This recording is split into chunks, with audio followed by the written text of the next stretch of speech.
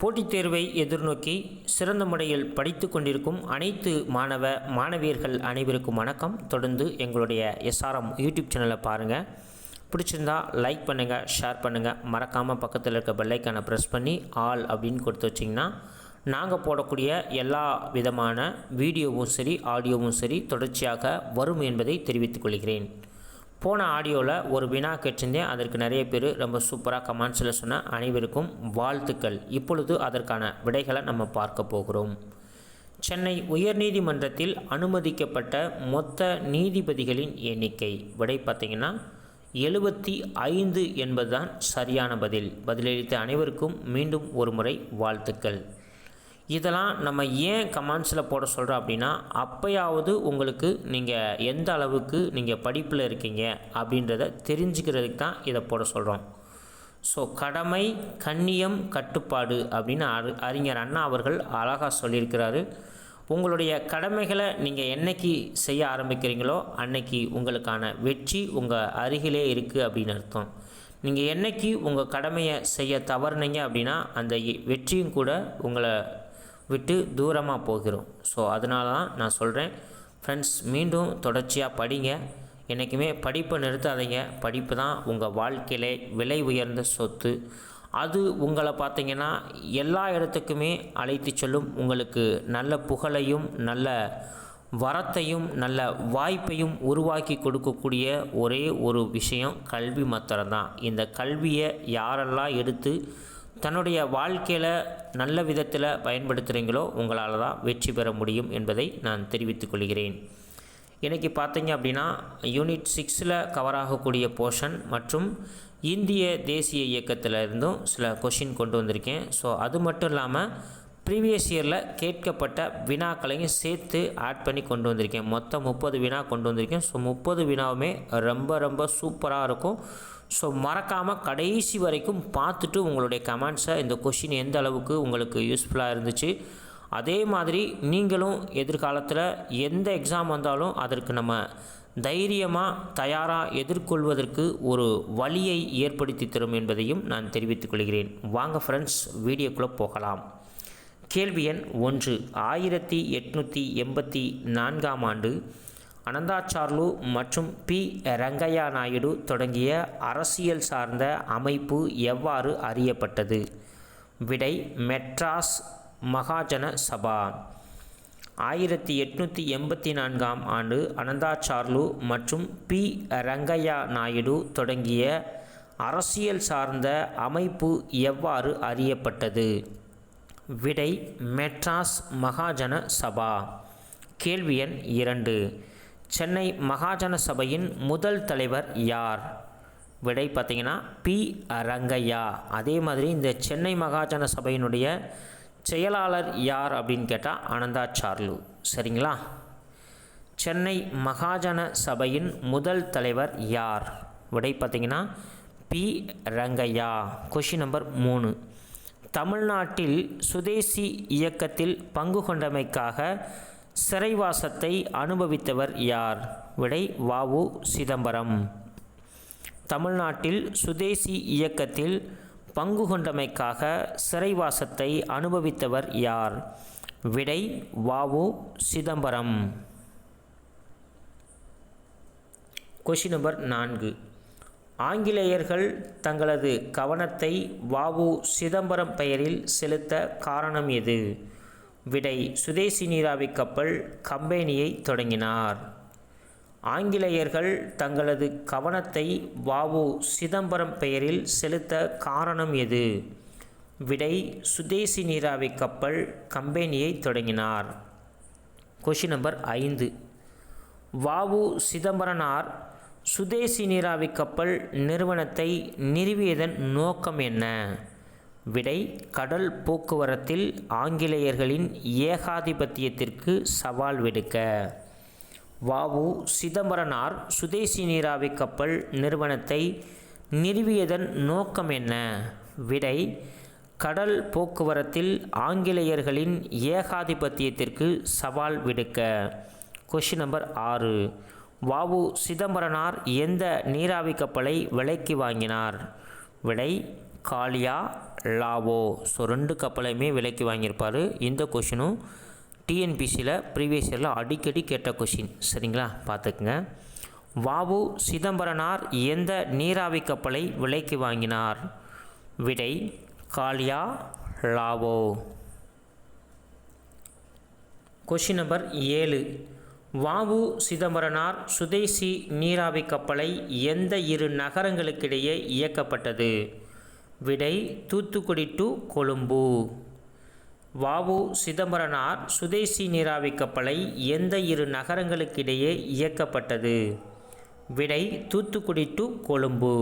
Question number 8. வாவு சிதம்பரனார் பற்றிய கூற்றுகளில் சரியானது எது? 1 கூற்று, இவர் திலகரின் சீடர் மற்றும் தீவிரவாதிகள் இவருடைய தலைமையில் கீழ் சென்னை மாகாணத்தில் முன்னணியில் இருந்தனர். கூற்று 2, இவர் நேர்மையானவர் மற்றும் தவறான வழக்குகளுக்கு ஒருபோதும் நீதிமன்றம் வருவதில்லை.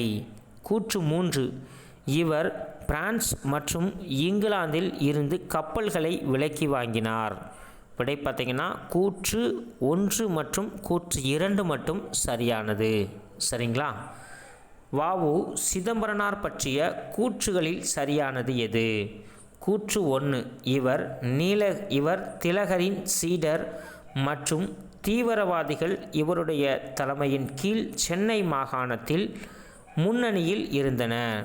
கூற்று 2, இவர் நேர்மையானவர் மற்றும் தவறான வழக்குகளுக்காக ஒருபோதும் நீதிமன்றம் வருவதில்லை.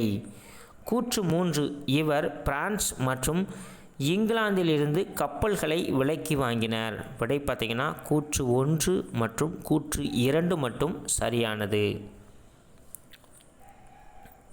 Question number 9. சுதேசி நீராவி போக்குவரத்து நிறுவனத்தின் எஸ்எஸ் காலியோ என்ற கப்பல் டேஸுக்கு விற்கப்பட்டது? விடை ஆங்கிலேய நிறுவனத்திற்கு விற்கப்பட்டது.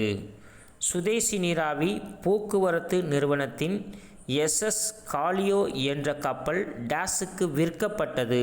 விடை ஆங்கிலேய நிறுவனத்திற்கு விற்கப்பட்டது. கேள்வி எண் 10. விவேகபானு என்ற தமிழ் மாத இதழின் பதிப்பாசிரியர் யார்? விடை வாவு சிதம்பரனார். விவேகபானு என்ற தமிழ் மாத இதழின் பதிப்பாசிரியர் யார்? விடை வாவு சிதம்பரனார். Question number 11. தென்னாட்டு திலகர் என்று அழைக்கப்பட்டவர் யார்? விடை வாவு சிதம்பரனார். தென்னாட்டு திலகர் என்று அழைக்கப்பட்டவர் யார்? விடை வாவு சிதம்பரனார். Question number 12. ஏன் சுப்பிரமணிய சிவா ரயில் பயணத்தை மேற்கொள்ளவில்லை? விடை தொழுநோயாளி. ஏன் சுப்பிரமணிய சிவா ரயில் பயணத்தை மேற்கொள்ளவில்லை? விடை தொழுநோயாளி. Question number 13. பாரத ஆசிரமத்தை தோற்றுவித்தவர் யார்? விடை சுப்பிரமணிய சிவா. பாரத ஆசிரமத்தை தோற்றுவித்தவர் யார்? விடை சுப்பிரமணிய சிவா. Question number 14. ஆங்கிலேயர் அச்சுறுத்தலுக்கு காரணமாக பாரதியார் எங்கு சென்றார்? விடை பாண்டிச்சேரி. ஸோ இந்த கொஷினும் கேட்டிருக்காங்க, நல்லா பாருங்கள். ஆங்கிலேயர்கள் அச்சுறுத்தலின் காரணமாக பாரதி எங்கு சென்றார்? விடை பாண்டிச்சேரி. Question number 15. சுதேசமித்திரன் என்ற பத்திரிகையின் துணை ஆசிரியராக இருந்தவர் யார்? விடை பாரதியார். சுதேசமித்திரன் என்ற பத்திரிகையின் துணை ஆசிரியராக இருந்தவர் யார்? விடை பாரதியார். Question number 16. சுதேசமித்திரன் என்ற பத்திரிகையில் பாரதியார் எந்த ஆண்டு துணை ஆசிரியராக பணியாற்றினார்? விடை 1904. சுதேசமித்திரன் என்ற பத்திரிகையின் பாரதியார் எந்த ஆண்டு துணை ஆசிரியராக பணியாற்றினார்? விடை 1904. Question number 17. சக்கரவர்த்தினி என்ற மாத இதழின் ஆசிரியர் யார்? விடை பாரதியார். சக்கரவர்த்தினி என்ற மாத இதழின் ஆசிரியர் யார்? விடை பாரதியார். Question number 18. திலகர் எழுதிய டெண்டன்ஸ் ஆஃப் நியூ பார்ட்டி என்ற நூலை தமிழில் மொழிபெயர்த்தவர் யார்? விடை பாரதியார். திலகர் எழுதிய டெண்டன்ஸ் ஆஃப் நியூ பார்ட்டி என்ற நூலை தமிழில் மொழிபெயர்த்தவர் யார்? விடை பாரதியார். Question number 19. சரியான கூற்றினை தெரிவு செய்க. கூற்று 1. 1907 சூரத் காங்கிரஸ் மாநாட்டில் பாரதி கலந்து கொண்டார். கூற்று 2. சக்கரவர்த்தினி, சுதேசமித்திரன் போன்ற பத்திரிகையில் பாரதி பணியாற்றினார். கூற்று 3. தி ஹிந்து பத்திரிகையை வெளியிட்டவர் ஜி. சுப்பிரமணிய ஐயர். விடை பார்த்திங்கன்னா அனைத்து கூற்றுமே சரியானது. சரியா? 3 கூற்று கொடுத்துருக்காங்க. இந்த 3 கூற்றுமே சரியானது தான். சரியான கூற்று இணை தெரிவு செய்க. கூற்று 1. 1907 சூரத் காங்கிரஸ் மாநாட்டில் பாரதி கலந்து கொண்டார். கூற்று 2. சக்கரவர்த்தினி, சுதேசமித்திரன் போன்ற பத்திரிகையில் பாரதி பணியாற்றினார். கூற்று 3. தி இந்து பத்திரிகையை வெளியிட்டவர் ஜி. சுப்பிரமணிய ஐயர். விடை பார்த்திங்கன்னா அனைத்து கூற்றுமே சரியானது தான். Question number 20. வாஞ்சிநாதனை பற்றிய பின்வரும் கூற்றுகளில் சரியானது எது? கூற்று 1. அவர் அப்போதைய திருவிதாங்கூர் சமஸ்தானத்தைச் சேர்ந்தவர். கூற்று 2. அவர் புனலூரில் வன பாதுகாப்பாளராக பணியாற்றினார். கூற்று 3. பாரத மாதா சங்கத்தின் உறுப்பினரானார். விடை பார்த்திங்கன்னா அனைத்து கூற்றுமே சரியானது தான். ஸோ இதுவுமே அப்படியே டிஎன்பிசியில் கேட்டிருக்காங்க. ஸோ மறக்காமல் கவனமாக பார்த்துக்குங்க. வாஞ்சிநாதனை பற்றிய பின்வரும் கூற்றுகளில் சரியானது எது? கூற்று 1. அவர் அப்போதைய திருவிதாங்கூர் சமஸ்தானத்தைச் சேர்ந்தவர். கூற்று 2. அவர் புனலூரில் வன பாதுகாப்பாளராக பணியாற்றினார். கூற்று 3. பாரத மாதா சங்கத்தின் உறுப்பினரானார். விடை பார்த்திங்கன்னா அனைத்து கூற்றுமே சரியானது தான். சரிங்களா? அடுத்து கொஷின் நம்பர் 21. 1911ஆம் ஆண்டு ஜூன் மாதம் 11ஆம் நாள் மாவட்ட ஆட்சியர் ஆஷ் தனது துரதிர்ஷ்டவசமான பயணத்தை திருநெல்வேலியில் இருந்து டேஷுக்கு மேற்கொண்டார். விடை பார்த்திங்கன்னா கொடைக்கானல். 1911ஆம் ஆண்டு ஜூன் மாதம் 11ஆம் நாள் மாவட்ட ஆட்சியர் ஆஷ் தனது துரதிர்ஷ்டவமான பயணத்தை திருநெல்வேலியில் இருந்து டேஷுக்கு மேற்கொண்டார். விடை பார்த்திங்கன்னா கொடைக்கானல். Question number 22. மணியாட்சியில் வாஞ்சிநாதன் மாவட்ட ஆட்சியர் ஆஷை சுட்டு கொன்றபோது இங்கிலாந்தின் மன்னராக இருந்தவர் யார்? விடை பார்த்திங்கன்னா 5ஆம் சார்ஜ். ஸோ இதுவுமே ப்ரீவியஸ் இயரில் கேட்ட கொஷின். மணியாட்சியில் வாஞ்சிநாதன் மாவட்ட ஆட்சியர் ஆஷை சுட்டு கொன்றபோது இங்கிலாந்தின் மன்னராக இருந்தவர் யார்? விடை பார்த்திங்கன்னா 5ஆம் சார்ஜ். Question number 23. வாஞ்சிநாதன் உறுப்பினராக இருந்த புரட்சிகர தேசியவாத குழுவின் பெயர் என்ன? விடை பாரத மாதா குழு. வாஞ்சிநாதன் உறுப்பினராக இருந்த புரட்சிகர தேசியவாத குழுவின் பெயர் என்ன? விடை பாரத மாதா குழு. Question number 24. தமிழகத்தில் 1927ஆம் ஆண்டு நீல் உருவச்சிலை சத்தியாகிரக போராட்டத்தில் கலந்து கொண்ட பெண்மணி யார்? விடை பத்மாசினி அம்மாள். தமிழகத்தில் 1927ஆம் ஆண்டு நீல் உருவச்சிலை சத்தியாகிரக போராட்டத்தில் கலந்து கொண்ட பெண்மணி யார்? விடை பத்மாசினி அம்மாள். Question number 25. தமிழ்நாட்டின் முதல் தனிநபர் சத்தியாகிரகி யார்? விடை முனைவர் TSS ராஜன். தமிழ்நாட்டின் முதல் தனிநபர் சத்தியாகிரகி யார்? விடை முனைவர் TSS ராஜன். Question number 26. கீழ்கண்ட கூற்றுகளில் ருக்குமணி லட்சுமிபதி பற்றிய கூற்றுகளில் சரியானது எது? கூற்று 1, இவர் வேதாரண்யம் உப்பு சத்தியாகிரகத்தில் பங்கு பெற்றார். கூற்று 2, இவர் சட்டமறுப்பு போராட்டத்தில் கலந்து கொண்டார். கூற்று 3, இவர் ராஜாஜி மந்திரி சபையில் துணை சபாநாயகராக இருந்தார். கூற்று 4, இவர் 1924 பாரிஸில் நடைபெற்ற அகில உலக பெண்கள் வாக்குரிமை ஒன்றிய மாநாட்டில் கலந்து கொண்டார். விடை பார்த்திங்கன்னா அனைத்து கூற்றுமே சரியானது தான். சரியா? நல்லா பாருங்கள், இதுவுமே அப்படியே டிஎன்பிசியில் கேட்டிருக்காங்க. கீழ்கண்ட கூற்றுகளில் ருக்குமணி லட்சுமிபதி பற்றிய கூற்றுகளில் சரியானது எது? கூற்று 1, இவர் வேதாரண்ய உப்பு சத்தியாகிரகத்தில் பங்கு பெற்றார். கூற்று 2, இவர் சட்டமறுப்பு போராட்டத்தில் கலந்து கொண்டார். கூற்று 3, இவர் ராஜாஜி மந்திரி சபையில் துணை சபாநாயகராக இருந்தார். கூற்று 4, இவர் 1924 பாரிஸில் நடைபெற்ற அகில உலக பெண்கள் வாக்குரிமை ஒன்றிய மாநாட்டில் கலந்து கொண்டார். விடை பார்த்திங்கன்னா அனைத்து கூற்றுமே சரியானது தான். Question number 27. அதிநவீன வசதிகளுடன் கூடிய ரயிலில் அடிமைகளாக இருப்பதை விட சுதந்திரத்துடன் கூடிய மாட்டு வண்டியில் மேலானது என்று கூறியவர் யார்? விடை பார்த்திங்கன்னா அன்னி பெசன்ட் அம்மையார்.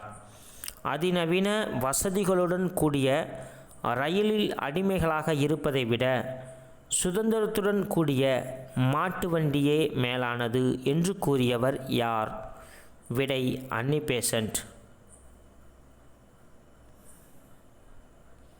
Question number 28.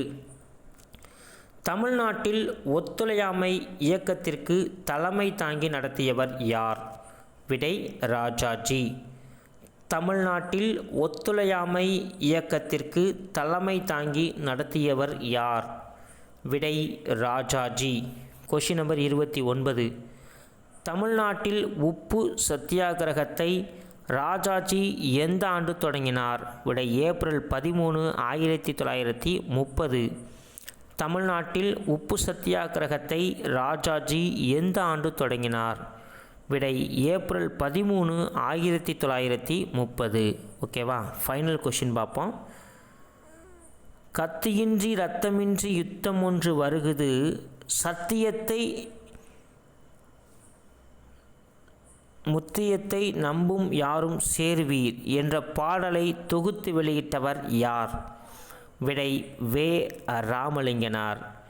கத்தியின்றி இரத்தமின்றி யுத்தம் ஒன்று வருகுது, சத்தியத்தை நித்தியத்தின் நம்பும் யாரும் சேர்வீர் என்ற பாடலை தொகுத்து வெளியிட்டவர் யார்?